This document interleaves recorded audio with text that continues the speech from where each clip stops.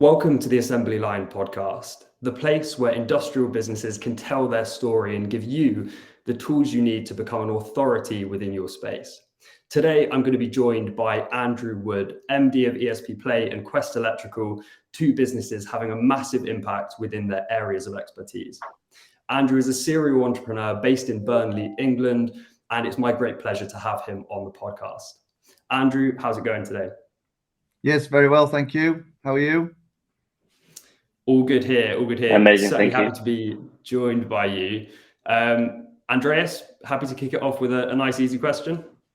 Yeah, great. So before we really get into it, can you tell us a little bit more about your work at ESP Play and Quest Electrical?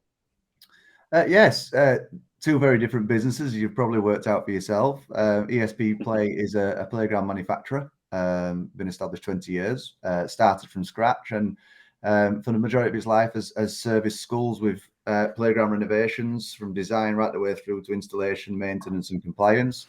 And more recently entered into commercial markets and supply-only markets. So we, outside of schools now, we supply many local authorities, hotels, pub chains, holiday parks, but also now provide a service to countries all over the world to have a supply-only version of our product, which is all going very well. And then Quest Electrical is an industrial electrical contractor and combined wholesaler, which is quite a unique offer for that industry. So traditional things would be things like LED lighting schemes, solar powered projects, general electrical testing and maintenance in large manufacturing firms, and then the supply also of the electrical components to go with that for project work. So two very, very different businesses, but both fun to be involved with. Fantastic. That's great to hear, and certainly an interesting journey. Could you describe the journey from both the perspective of ESP Play and Quest Electrical into your role as a managing director and how you assumed that role? Obviously, we understand that ESP Play was started from scratch and has been around for over 20 years. But if you could go into a bit more detail about your journey to MD in both of those companies, that'd be great. Well, I'll start with ESP Play because that was my first role, and I set off on a journey to go and do qualifications, A levels, university. I went to university for 1 year, but very quickly became quite bored, really, with the academic side of things. I wanted to get into work, so after 1 year of university, I decided to go into the world of business. And quite honestly, I had no clue what industry or where to go. And it was by chance that I came across a company that did playgrounds. And it was very basic playground markings. But the company introduced me to who I consider to be my original mentor. It was my original business partner. And an opportunity came to set up ESP because he was leaving this company I went for an interview with. Due to all sorts of reasons. And he asked me to come with him and said, would you be up for starting from scratch a business in an industry that we believed had a lot of scope for growth? Because at the time, we're back in 2003 here. There was lots of conversation around a national strategy for PE and school sport being driven for children to participate on a more regular basis to get them physically active because of all the benefits that come with that. There was an obesity issue. Children were too sedentary in their lives in that they were playing computer games more and more, not playing actual games and being physically active. So the market offered huge opportunities for a company really to go in and promote PE, school sport, participation and ways in which children could be active on a daily basis. So I was a very sporty person. I loved sport, played football, many sports all my life. And it just seemed to be a natural product to get behind, to enjoy and be enthusiastic about. So I went for it, and we started the business in 2003. And fortunately for us, it's been a success story from day one. We've had natural growth, and I started as one of three people. Everyone did everything. When you start a business from scratch, there's no defined roles really. It's about going in, establishing your brand and why you would choose our product, and then roles naturally just were created, and mine was the sales side. So I went to sales director, And within 3 or 4 years, because we'd experienced such good growth, I was the MD from 24 years old. Self-taught, really, no formal qualifications. Went into the industry with a genuine passion and interest in promoting the PE in school sport, like I say. And it went from there. But business has always been something that I've been very passionate about. It's a subject I'm very much interested in. My family have all been involved in businesses at a high level, and I suppose that it was just a natural thing for me to go into. Where Quest is concerned, my original business partner at ESP Play was also the owner of a company called Quest Electrical, which was over in Burnley. I live in Leeds. He was in Burnley. And that company's been going 32 years. It's been a long-established brand in the Northwest predominantly for them. And it's had a lot of good times, but it also has had a few turbulent times. And the last one being October 2016, when I got involved. The reason for me being involved is that my original business partner wanted to retire at the age of 55. It was for personal reasons why he wanted to do that. But he didn't want to see the company fail. He employed a lot of people with it that are still here today that have served in 27 years in the company and wanted it to continue. And the basic opportunity was if you can rescue the company, because it was really in a state of flux, you can have it. Ultimately, you can have the company. So I did. I took the challenge on, not being from an electrical background, but being confident in my business ability to be able to take a product to market, rebrand it, reshape it, make it more desirable to its users. And it's been a success story for us. Quest is in a very good position now. It's growing very quickly, working with a lot of the major brands you would see in supermarket shelves on a daily basis. So two very different stories, two very different industries, but the common goal being business, product, taking it to a market and ultimately making it thrive. And that's what I enjoy, That sounds like an incredible journey. I think certainly for me, it's quite admirable. You have these entrepreneurial traits that you can take something, turn it into something, amazing. That's quite admirable for me. You touched upon of being self-taught and going straight into something just purely because you really wanted to work hard and achieve what you achieved today. But would you say, is there anything else that you would say is responsible for where you are today? I've had some luck, of course. Everybody needs a bit of luck in terms of the people you come across on your journey. And recognizing when an opportunity is there to grab it with both hands and take it. But ultimately, with that luck, and I was fortunate to meet my original partner, like I say, and I had some fabulous mentorship from him in terms of just general situations, how to deal with this, how to deal with that, what you do here, and blah, blah, blah. I always had that support line there. But really, it came down to attitude. My attitude was, I want to make something out of this. I want to, I don't want to waste time. I want to learn. I want to make a success out of what I consider to be a brand that had a lot of mileage. And your own professional development, your personal professional development, your commitment to that, I would suggest is the key driver, the motivation to wanting to be successful in the first instance, but then recognizing that you don't know it all. You're going to have to learn as you go. It is a bit trial and error.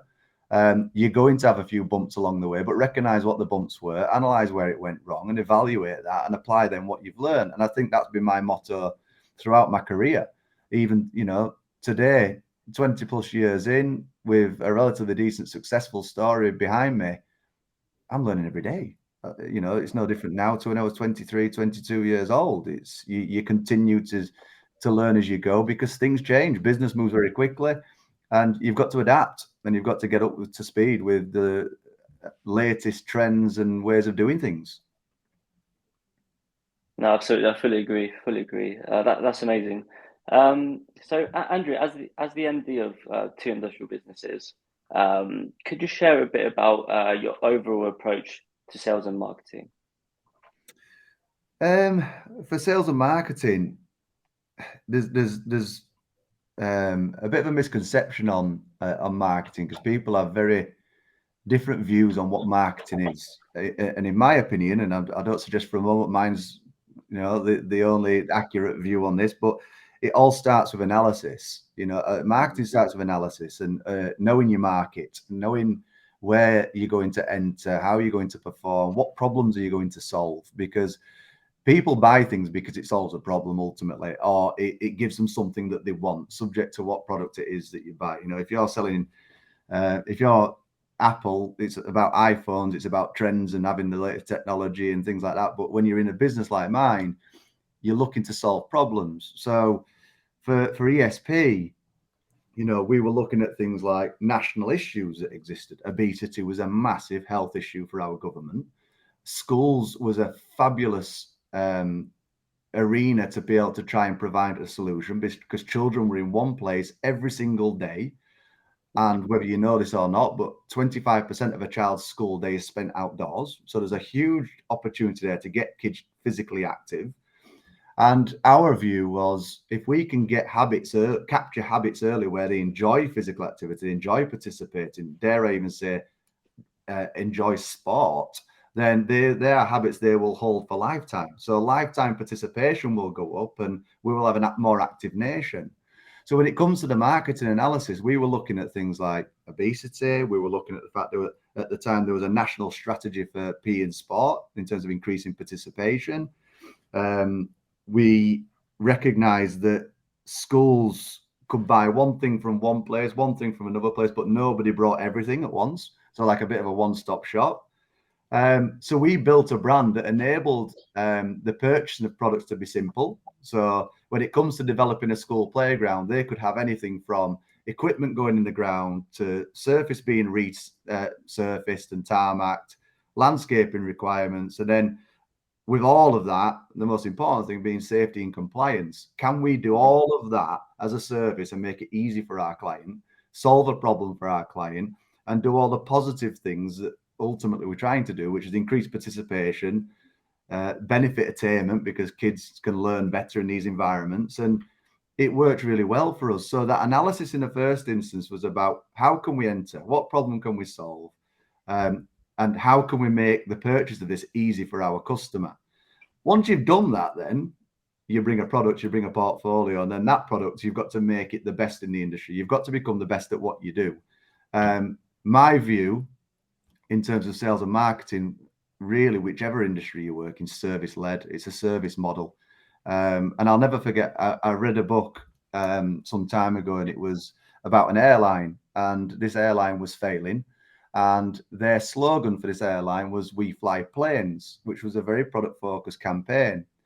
Anyway, a new CEO came in to try and change the airline around, and the first thing that this person did was change that slogan from "We fly planes" to "We fly people." And it was a customer-orientated slogan, which was about your experience will be a good one, and you will want to fly with us again as a result of that. And that stuck with me massively, because I think whatever industry I'm working in, whether it be Quest or whether it be ESP, if we become the best at what we do and that service is of a high level, you're going to be praised. They're going to say, wow, they're going to say, thank you.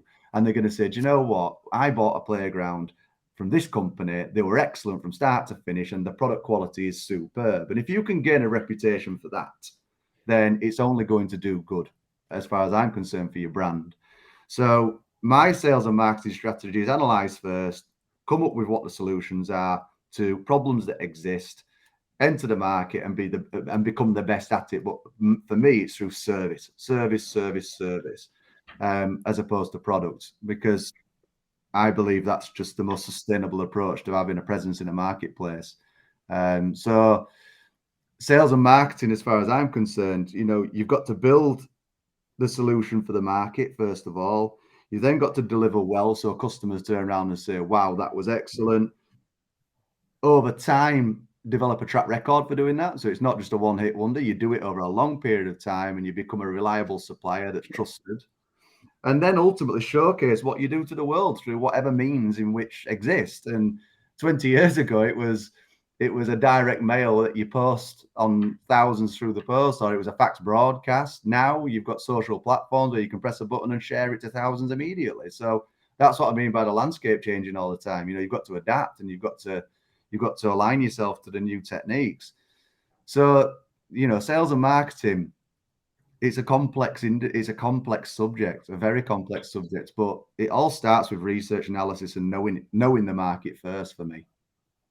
Yeah, Andrew, I think you've summarized that in such a simple yet effective way. I think so many businesses forget about the problems that they solve, and they go kind of platform first and look at what everyone else is doing, and simply follow the trends rather than the problems that their audiences, their customers, their prospects are currently sort of battling with.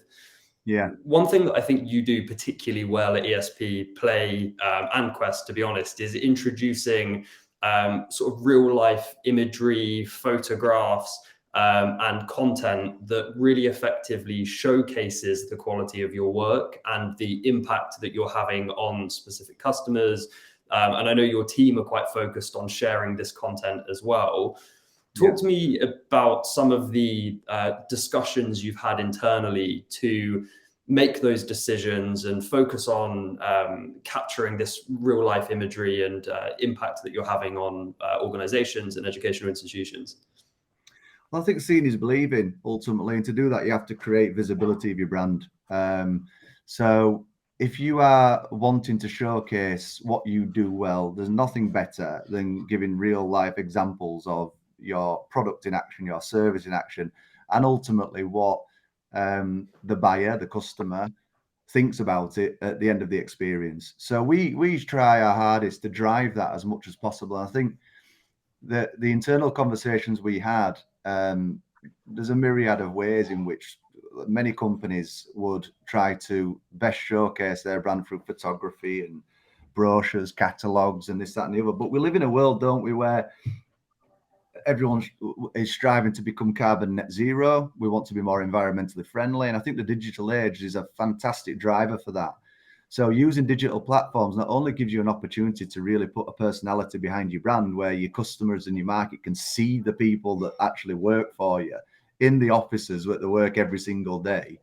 But it also saves significant sums in the way you distribute your messages. 15 years ago, we were sending 150-page catalogues into every single school in the country, which is 25,000 schools. I mean, that's a lot of paper. That's a lot of print. That's a lot of postage. Today, we don't do that. And that's a welcomed message from our market because they want to support the environmental message. But as well, from a cultural point of view, we're huge on our people, and I want to share the talent that we have employed within our business that actually go through the process of bringing a playground to life, because there's a lot that goes into it. So being able to bring the cameras in and show the customers who's designed your playground, who makes your playground, who's packing it up, who's sending it to you, I think it's really quite warming for the client and reassuring for the client to see the process happen. And we want to invite people in to see. We want people to know what efforts we go to bring the final product to the client, whether that be at ESP or whether that be at Quest Electrical. So, the idea of us sitting down and thinking, how can we best get across our values? How can we best get across our culture? This is nothing to do with price. This is nothing to do with anything. This is who we are as a company. We are people. We are passionate. We love our industry. We want to showcase that as much as possible. We want to invite you into the building to meet all the staff and just see what goes into the process. And I think the way we do it, again, through social media platforms and through a PR strategy, videography, drone footage, whatever it is you want to utilize, just gives customers that more detailed understanding of the investment that goes into giving them the best possible experience. That's great. So we've touched a bit earlier upon, how different marketing changes over the years. Something that worked 20 years ago wouldn't work, certainly wouldn't work this year. But I think as an individual, you're certainly a person that understands that, and across the two businesses would have been reactive, regarding the marketing needs. I'm interested to hear a bit about how do you balance the two? So being the MD of both businesses, obviously quite different businesses in nature. How do you balance the needs of both? That is a good question, because they are two very different industries. So when we talk about analysis, you're coming up with a way of doing things in one business which is totally alien to another one. It is literally oil and water in terms of the brands and what they do. But I think that's where processes in your business become very important, and metrics and data, because if you want to understand how effective you've been on something, you have to measure it. You have to understand, has that been well received? What sort of response did it get? Do we get engagement? Are people ultimately inquiring? Does it drive key statistics for us that are financially led, being quotations? Are we actually getting quotes out to clients? Are we winning those quotes? So we measure everything. We measure absolutely everything. So in terms of getting a balance between the two, you've got to understand if it's working, whether it needs further investment, rethinking, reanalysis, and getting that data on a regular basis, which for me is weekly, which tells me whether the indicators that we set out to achieve have been impactful and positive, tell me where I need to go next with my campaign. But like most things, it's all done well in advance. You've got to have a plan. This plan and this roadmap is done in theory and then executed through practice, and the measures tell you whether you've been effective or not. But I have to say, I have an incredible team behind me in specific roles that are looking at this daily, hourly, trying to make sure that what we're intending to get across to our market is what's coming across, and then ultimately, has it been effective or hasn't it? So for me, I would bring the consistency. I would bring the ultimate view as to whether I think it is working or not. But the balance is driven by the teams I employ, because they drive it on a daily basis. I put a lot of trust and responsibility in the people we employ to do the job right for us. So I'm, if anything, just a sounding board for a lot of those people to come and say, what do you think? This is the outcome. Should we drive it again? Shouldn't we drive it again? Is it worth further investment or not? And it comes down to the infrastructure of people we have in place. So, Andrew, I'd be really interested to hear about some of the activities, some of the processes that you have in place to ensure sales and marketing alignment across both ESP Play and Quest Electrical in their respective fields. So I go to a huge effort to make sure that across the business there is a bigger picture understanding in terms of what we're trying to achieve within a particular trading year. So each year I will present to both companies, this is the intention this year, the strategic intention, these are the outcomes we're looking to achieve, and come up with some headlines and metrics in terms of what the business would consider to be progress within 12 months, in the next 12 months. So alignment, not just sales and marketing, but alignment across teams. It's very important that they all have that connection to and understand the bigger picture and where we're looking to go. So our salespeople at ESP and Quest effectively use the marketing team as a supplier, and the marketing team sees the salespeople as customers. So like I was talking earlier about market analysis, these are the problems. These are the solutions I'm looking to create. What's the best way to wrap, pack, and deliver that solution to our market? And they work very well with each other. There's no obstructions in any way, shape, or form. We've got these specific disciplines in place, and people know that they're the specialists in those areas.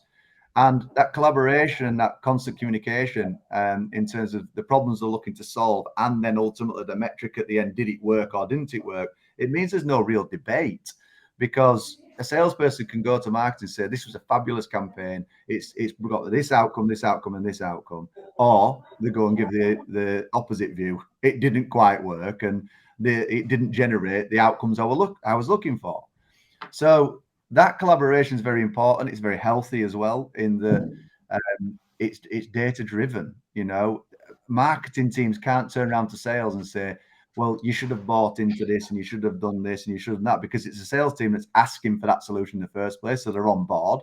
The solution is given, and then it's driven and executed through the sales team. Whether it works or not is driven by the market outcome. Did it do what we thought it was going to do? And because those specific objectives are in place and those specific measures in place, it takes away the discussion around uncertainty or blame or any of that. It's a very collaborative approach, and that works for both Quest and ESP. So whilst they're very different disciplines and they're very different departments, they're very close in the way that they work. And like I say, it's a company-wide collaboration. Yeah, I think that that's very important what you say there, specifically in terms of, allowing, recognizing that they're experts in the fields, being transparent, listening to whether something's worked or not, and then just really acting upon what the facts are rather than having emotion come in play and a lack of transparency. So yeah, that's really great to hear. So moving on to a question of challenges now. In business, we face on a daily basis challenges. I'm sure you faced and overcame a lot of challenges over the 20 years across both businesses. Can you think of a time that you faced an unexpected challenge and that kind of forced you to, pivot your marketing and sales strategy in a different direction, and maybe how you navigated that? I can, and the one that sticks out to me always, because it was probably one of my biggest learning experiences in business, is 2008-9, if I'm right, when there was a government change from Labour to Conservatives. Now I was only in ESP at the time, but when we were dealing with schools, clearly it's government led. There are government priorities. It's government funded, and at the time under Labour, there was an awful lot of money being invested in PE, sport, physical activity, health. There were very specific buyers in place that worked in the school's network to represent those strategies. In fact, there was 450 buyers, which we called partnership development managers at the time, that were specifically employed by the government to lead on this national strategy around PE, school sport, and physical activity participation, which for me in my market was just golden, because you had specialists there that wanted to speak to you about the solutions you can bring to the table, so they can bring data back to government to say, look how effective we've been in increasing participation.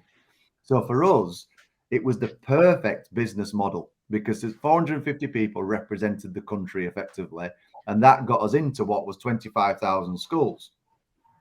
Labour at the time came out of power. It all happened very quickly, like it does. Conservatives came in and obviously wanted to do a very different thing. They wanted to change. They wanted to have their own stamp on it. And whilst the funding didn't really change, it was changed in the way it was distributed. And what happened in 2008 is those 450 buyers became redundant overnight, literally within a week. It was the position didn't exist. So for me, as the managing director at ESP, I'm thinking, my God, what am I going to do now? With these people that we've just spent lots of time, effort, and money on building relationships with over the last 10 years, have suddenly no longer exist. And the model that the Conservatives put in place was taking it away from these 450 people and literally give the money to the schools directly. And the schools can decide what they want to do around PE, school sport, and what have you. So from a marketing campaign, a sales and marketing campaign, we've geared up to basically deal with these 450 people. Those 450 people now suddenly become 25,000 head teachers. And suddenly the volume of communication goes up significantly. The people that you were dealing with, you had a good relationship with them, being successful with, no longer existing. You had to start again in terms of the relationship cycle with heads. Some heads were on board and understood the priority of PE in school sport and thought it was a really good thing to invest in. Some didn't. There was no intermediary there that was effectively persuading them or convincing them or aligning them to some kind of strategy that did the job for you. So we had to change significantly. We had to increase the volume of people that were on the ground so we could see more heads more often. We had to increase our communication strategy massively. So if you imagine 450 brochures going out to 25,000 brochures going out, your costs go through the roof. Yeah. There was no guarantee on success because we had no previous data to collect in terms of whether we should or shouldn't go down that route. So we started again. The whole thing started again. So the whole analysis started again. We had to quickly understand the changes that the government had put in place and get up to speed with it almost immediately, really. Thankfully for us, we came through that. But in terms of a pivot and having to change one effective strategy to something that was an area of an unknown, the change of government for ESP was huge, absolutely huge. We didn't even know really whether PE and school sport was going to be a priority at the time, whether playgrounds would be seen as something that had positive impacts on schools. Thankfully, it did. It remained, and they just restructured it in a way that we had to align to, within weeks. Wow, I mean, what a story that is. That shows a massive, I suppose, political impact on business. And when you were initially talking about sort of 2008, 2009, I was thinking, well, is it going to be a classic financial crisis shaped challenge? But in fact, in this instance, it sounds like something very different and obviously very impactful for your sort of business model at the time and how you assumed that was going to move forward. I'd be interested to hear, we're sort of moving towards the penultimate question now. I'd be interested to hear your perspective on how you see sales and marketing within the sort of industrial, sort of commercial space developing over the next sort of 5 to 10 years. Do you think we're going to see trends moving in the similar direction with more digital? Do you think we're going to circle back to sending 25,000 brochures out? What are your thoughts on that? I don't think we'll circle back. No, I think the days of sending 25,000 printed copies of documents out are slowly but surely diminishing. There is a place, don't get me wrong, there's always somebody who turns around and says, I like the traditional ways of looking at brochures and catalogues, which is fine. There's a place for those, but the volume of those and the way you distribute them, I think we'll never go back to. There's absolutely no doubt, the digital age is here. The way that people receive information today is very different to the way it was even 5 years ago, never mind 10 years ago. And if there's one thing that I accepted very quickly is that we have to, as businesses, advertise to the palm, because people have got mobile phones in their hands. They've got the world available to them by way of information. And we have to, as businesses, make sure that we are aligned to the platforms that people want to be involved with. So, you look at the world now. I mean, TikTok, who would have known TikTok would have been a huge business driver even 3-4 years ago? When you start seeing Peter Jones clicking his fingers and suddenly putting a suit on, you start to realize businesses are taking this very, very seriously. So I don't think we'll ever go back to the previous age. I think the digital age will continue to develop, continue to transform. And I have no doubt that in 2 years' time, there'll be something else that's huge, that everybody's on, that everybody's looking for information through. And no doubt businesses will be advertising their services, products in whatever dimension they believe the most effective on those platforms. And I think it's good. I like the digital platforms. I'm not averse to it. I have a personal view. I'm not a huge social media fan from a personal point of view, but from a business and commercial point of view, it brings huge value. At a click of a button, your messages can be out to thousands at very, very little cost. Why wouldn't you be interested in it? How effective you are in wrapping and packing that and making people engage with that is where the skill comes in, and having people on board that are able to capture audiences through those means. But I think it's exciting for businesses. I think it's a good thing. I really do. Yeah, I can completely agree with what you say there, Andrew. And I think that, a lot of businesses do get excited about, specifically industrial businesses get excited about these, new marketing channels that are coming out, new marketing strategies that they can try. And perhaps I think one thing that we've seen as well is that some of them are a bit too excited and maybe rush into something too quickly without thinking if it's, the right channel for them or the right strategy for them. What would your advice be for these businesses before, really going into something in this current day and age in terms of how marketing is now? You've always got to plan and do your due diligence, because as good as it can be, it can also have negative outcomes. If there's one downside to social media platforms is people can comment and put what they want at ease and associate it to your brand, which is very difficult to try and avoid and manage. So you've got to be confident in your communications. You've got to make sure that what you're putting out there isn't open to criticism, because it's all well and good saying we're a service model, we do this, we do that, and then you've got a customer that comes on and says, well, that's not the experience I've had, and very quickly a campaign can turn quite negative. They talk about happy customers, will tell this many people, and happy customers will tell even more. Well, on a social media age and on a digital platform, that gets accelerated even quicker. So I would never promote the idea of rushing. I would never promote the idea of just get it out there and hope for the best. Think about it, do your analysis, align yourself to not just necessarily companies in your own industry, but other companies that are successful at it, and see how they go about propositioning their brand in their market through these means. And there's always a story out there, you know, whether it's podcasts like this or whether it's talks on specific subjects.